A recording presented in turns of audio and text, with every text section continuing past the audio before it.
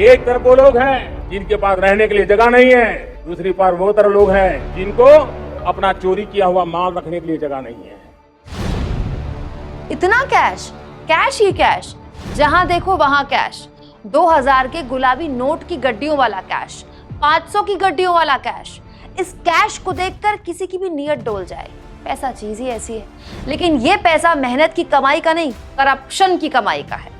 वो करप्शन जिसे पीएम मोदी देश की सबसे भीषण समस्या मानते हैं। वो करप्शन जिसे खत्म करने के लिए पीएम ने कहा था, और मेरा तो मंत्र रहा है, न खाऊंगा न खाने दूंगा। वो करप्शन जिससे पीएम अपनी सरकार को मुक्त मानते हैं।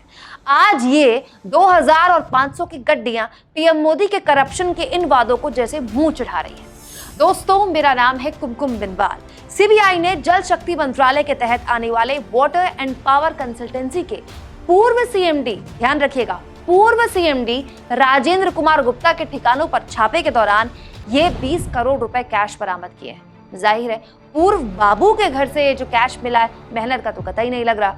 सीबीआई ने बताया कि राजेंद्र कुमार गुप्ता और उनके परिवार के खिलाफ आय से अधिक संपत्ति को लेकर केस दर्ज करने के बाद दिल्ली, चंडीगढ़, पंचकुला, गुरुग्राम, सोनीपत और गाजियाबाद सहित लगभग 19 ठिकानों में रेड की गई तो ये 20 करोड़ नकदी मिली है। और नकदी नहीं मिली है, कैश ही नहीं मिला है, प्रॉपर्टी और दूसरी कीमती सामानों से जुड़े हुए दस्तावेज भी जब्त किए गए। इमेजिन कर लीजिए, जब कैश इतना होगा तो प्रॉपर्टी कितनी होगी। सोचिए, ये एक सरकारी दफ्तर में काम करने वाले पूर्व सीएमडी के ठिकानों से मिला है। अंदाजा लगाइए, इनसे ऊपर वाले बाबू और इनके साथ काम करने वाले बाबू ने न जाने कहां कितना कितना छुपा कर रखा होगा जो कमाया होगा। सवाल ये कि मोदी जी के भ्रष्टाचार रोकने के दावे क्या उन्हीं की सरकार के एक छोटे से डिपार्टमेंट तक नहीं पहुंचे? सवाल ये कि जो करप्शन नोटबंदी जैसे फैसलों के लिए लिया गया कि नोटबंदी आएगी तो करप्शन खत्म हो जाएगा, काला धन हवा हो जाएगा, उनका क्या हुआ? ये जो डिजिटल भुगतान पर इतना जोर दिया जाता है कि डिजिटल पेमेंट कीजिए, ये क्या मिडिल क्लास के लिए है क्या? ये बाबू लोगों के लिए नहीं है क्या?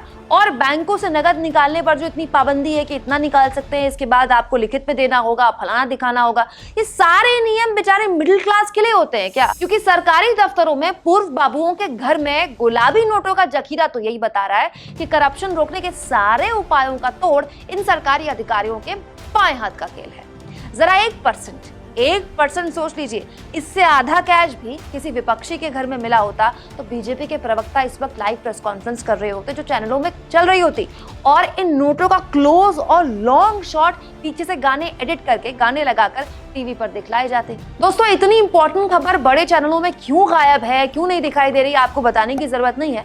लेकिन मेरा तो एक मासूम सवाल बस सुधीर चौधरी और श्वेता सिंह जैसे एंकरों से है कि जो 2000 के नोट में चिप लगाई गई थी जिसका सिग्नल सीधे इनकम टैक्स विभाग को जाना था, ये सरकारी अधिकारियों के नोटों में अलग से हटाई जाती है क्या? दोस्तों, आप करप्शन पर मोदी सरकार की कथनी और नतीजों में इतने भारी फर्क पर क्या सोचते हैं? कमेंट बॉक्स में जरूर लिखें। चैनल को ज्वाइन और सब्सक्राइब तो आप करते ही हैं, थैंक्स के ऑप्शन का भी इस्तेमाल करें।